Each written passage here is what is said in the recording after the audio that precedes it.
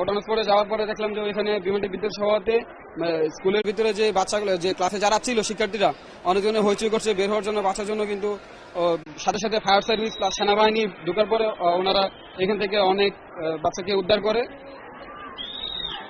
তখন বিমানটা বিধ্বংস হওয়ার পরে তখন মেবি 1:00+ বাজে, 1:17-15 এরকম বাজে। তখন শুধু আগুন দেখা যাচ্ছে, চারপাশে ধোঁয়ার আগুন। এই পাশ দিয়ে ফায়ার সার্ভিস কাজ করছে, ওই পাশ দিয়ে সেনাবাহিনী কাজ করছে। ভিতর থেকে বের করে নিয়ে আসতেছে অনেকে। আমি যখন দেখছি তখন হচ্ছে মেবি 10+, 10 জন প্লাস মৃত এবং 40-50+ ওনাদেরকে মেডিকেলে নিয়ে যাওয়া হচ্ছে। তখন ওইখানে ওনাদের কিছুক্ষণ সহায়তা করলাম। তারপরে অনেকক্ষণ এখানে ছিলাম।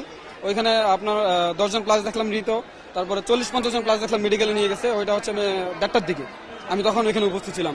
তারপরে আমার নাম মোহাম্মদ শহীদুল, আমি এই ভবনটির একটা অফিসে কাজ করি। আমি ওইখানে উপস্থিত ছিলাম। আওয়াজটা শোনার সাথে সাথে কিন্তু আমি ওখানে প্রবেশ করি। আমি 1টা বাজে যখন আমি দোকানদারি করতেছিলাম তখন দেখি যে বিকট একটা আওয়াজ হচ্ছে।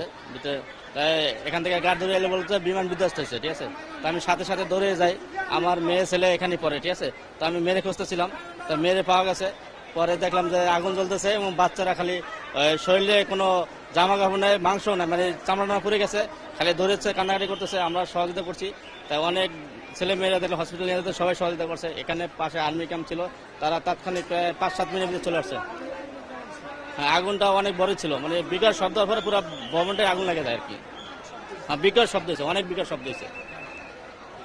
শব্দ হওয়ার পরে আগুন লেগে যায়, পরে বাচ্চারা আটকা পড়ে, পরে তাৎক্ষণিক সেনাবাহিনী আইসা ধরেন আপনার এই যে তাকে বাচ্চাকে উদ্ধার করে, সবাইকে উদ্ধার করছে। তাৎক্ষণিক সেনাবাহিনী 5 মিনিটের ভিতরে চলে আসছে। পরিস্থিতি যাই দেখি যে খুবই খারাপ, আমরা কাছে যাইতে পারিনি, আমরা দূরে গনে দেখছি। তারপরে যতটুকু নিকটস্থ গেছি, যাওয়ার পরে দেখি যে আগুন জ্বলতেছে এবং অনেক ছেলে মেয়েদের বের করতে আছে, তারা পুড়ে গেছে আগুনে, উলঙ্গ অবস্থা এবং আগুনে জ্বলে গেছে।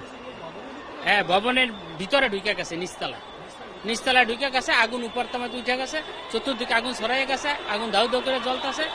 ফায়ার সার্ভিস ওয়ালারা সাথে সাথে যাইয়া আগুন নিবানোর চেষ্টা করতেছে। বিমান বাহিনী দোতলা এবং নিচতলা থেকে ছাত্রছাত্রী বের করার চেষ্টা করতেছে।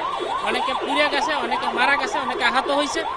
আপ্রাণভাবে তারা চেষ্টা করছে উঠানোর জন্য যতটুকু সম্ভব। তারপর চতুর্দিক থেকে লোকজন আইসা আপ্রাণভাবে ওইটা আগুন নিবানোর জন্য এবং ছেলে মেয়েদের উদ্ধারের জন্য চেষ্টা করছে। হ্যাঁ, ভবনের দোতলা ভবন নিচতলা ঢুকে গেছে।